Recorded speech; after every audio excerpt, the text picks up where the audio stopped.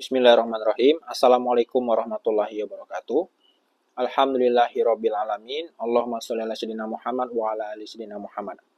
Halo teman-teman semuanya, berjumpa lagi sama saya Wahyu Al-Mizri.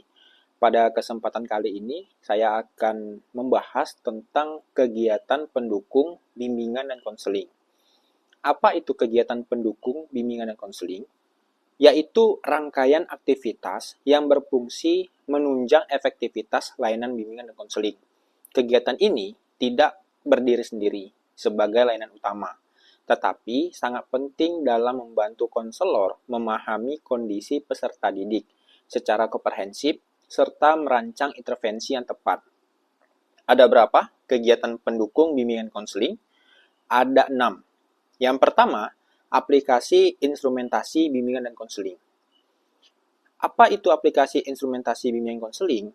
Yaitu kegiatan penggunaan berbagai alat ukur atau instrumen untuk mengungkap kondisi, potensi, kebutuhan, dan permasalahan peserta didik.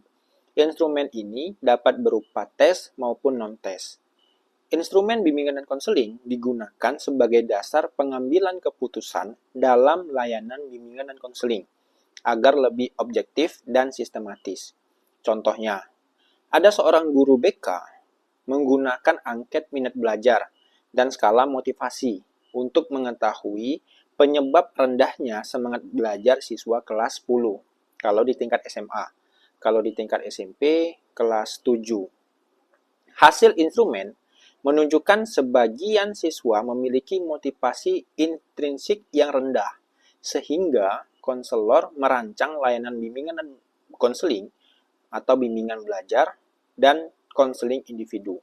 Nah, itu keputusan atau intervensi yang ditetapkan oleh guru bimbingan dan konseling atau seorang konselor untuk meningkatkan nilai motivasi dari peserta didik kelas 10 tadi itu.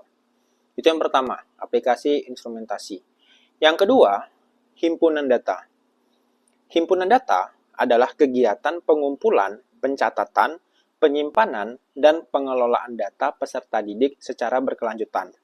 Data ini menjadi dasar penting dalam memahami perkembangan siswa dari waktu ke waktu. Data yang dihimpun dapat meliputi data pribadi, akademik, sosial, emosional, dan data hasil layanan bimbingan dan konseling. Contohnya, seorang guru bimbingan konseling memiliki berkas himpunan data setiap siswa yang berisi identitas dirinya, riwayat prestasi belajar, catatan kehadiran, hasil angket, serta catatan layanan konseling yang pernah diterima oleh siswa tersebut. Nah, data ini digunakan saat konselor memberikan rekomendasi lanjutan atau ketika seorang konselor melakukan konferensi kasus yang berkaitan dengan siswa tersebut. Seperti itu. Yang ketiga, kunjungan rumah atau home visit. Kunjungan rumah atau home visit adalah kegiatan konselor mengunjungi rumah peserta didik untuk memperoleh informasi langsung mengenai kondisi keluarga dan lingkungan tempat tinggal siswa. Kegiatan ini dilakukan apabila permasalahan siswa itu diduga berkaitan dengan faktor keluarga atau lingkungan. Nah, kunjungan rumah harus dilakukan dengan izin pihak sekolah dan orang tua, serta menjunjung tinggi etika profesional. Artinya, konselor atau guru BK itu tidak bisa langsung datang ke rumah siswa, namun harus melalui prosedur, seperti izin pihak sekolah. Artinya ada mandat atau ada surat tugas yang dikeluarkan oleh pihak sekolah kepada guru BK atau konselor. Nah, lalu yang kedua, konfirmasi ke orang tua. Artinya, guru BK atau konselor itu konfirmasi terlebih dahulu kepada pihak orang tua bahwa ada kunjungan rumah atau home visit yang dilakukan oleh guru bimbingan konseling. Nah, yang ketiga, menjunjung tinggi etika profesional. Artinya, ketika guru bimbingan konseling atau konselor datang ke rumah siswa dan mendapatkan data-data terkait dengan siswa tersebut, itu tidak bisa untuk disampaikan atau disiarkan kepada khalayak ramai. Artinya, seorang konselor atau guru BK harus berazaskan kerahasiaan. dan menjunjung tinggi nilai profesionalitas. Contohnya, ada seorang siswa, dia sering absen dan menunjukkan penurunan prestasi belajar.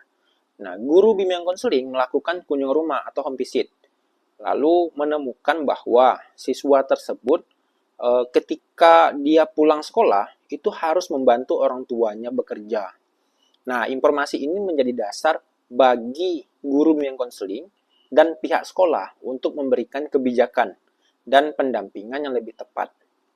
Dan ya berkaitan dengan data ini juga, wali kelas itu juga harus mengetahui. Artinya wali kelas juga memiliki kebijakan di kelasnya dan berupaya bagaimana siswa tersebut bisa adanya kenaikan terkait dengan prestasi belajar yang menurun tadi. Mungkin diberikan tugas tambahan dan lain sebagainya, seperti itu. Lalu yang keempat, konferensi kasus. Konferensi kasus adalah kegiatan pertemuan yang melibatkan berbagai pihak terkait untuk membahas permasalahan peserta didik secara bersama-sama. Tujuannya adalah mencari solusi terbaik melalui kerjasama lintas pihak.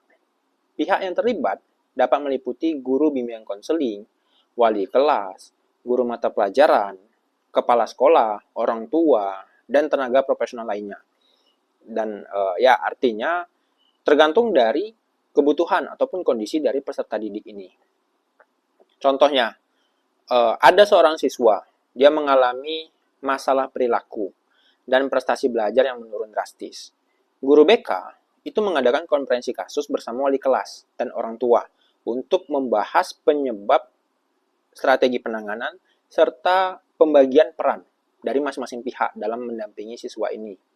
Nah, kenapa orang tua juga dilibatkan? Karena orang tua juga bertanggung jawab dan mempunyai peran khusus untuk mendampingi siswa atau anak, seperti itu. Yang kelima, tampilan kepustakaan.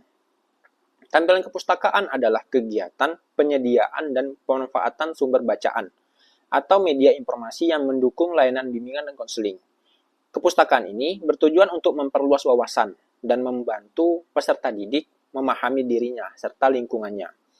Tampilan kepustakaan dapat berupa buku, leaflet, poster, majalah dinding, maupun media digital. Nah, contohnya, seorang guru BK itu menyediakan pojok bimbingan dan konseling di sekolah. Maksud pojok ini posisi ya, artinya seperti pojok baca dan lain sebagainya, seperti itu. Nah, kalau kenapa saya contohkan pojok BK? Karena dulu pada saat saya PL, itu guru BK itu mempunyai program itu, program pojok bimbingan dan konseling. Nah, di sana banyak disediakan oleh konselor dan guru BK seperti buku motivasi belajar, lalu buku pengembangan diri, bahkan sampai ke perencanaan karir.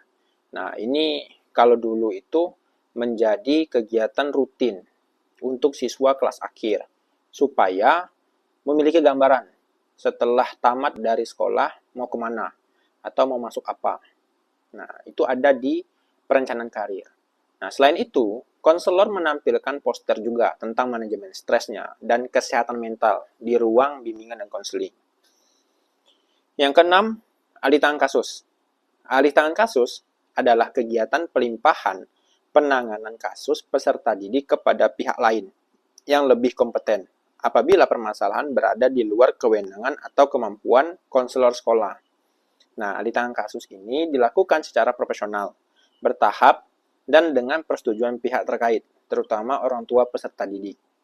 Contohnya, guru bimbingan konseling menemukan bahwa seorang siswa itu menunjukkan gejala gangguan emosional yang cukup berat.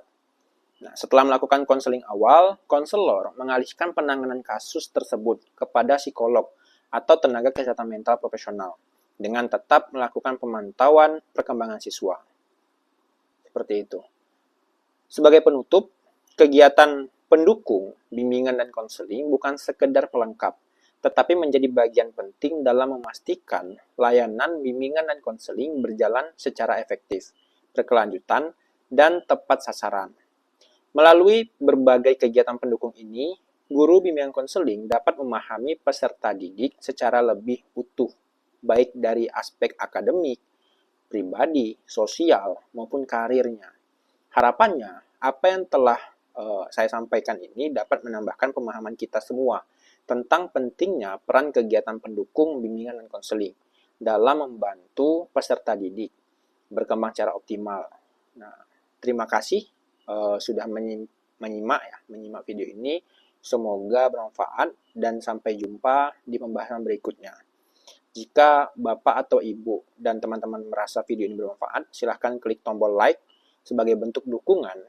Dan jangan lupa, jangan ragu juga untuk menuliskan pertanyaan atau pendapat di kolom komentar. Karena diskusi ya sangat saya harapkan. Dan tentunya jangan lupa subscribe dan bunyikan lonceng channel ini agar tidak ketinggalan konten edukatif bimbingan dan konseling berikutnya. Terima kasih. Assalamualaikum warahmatullahi wabarakatuh.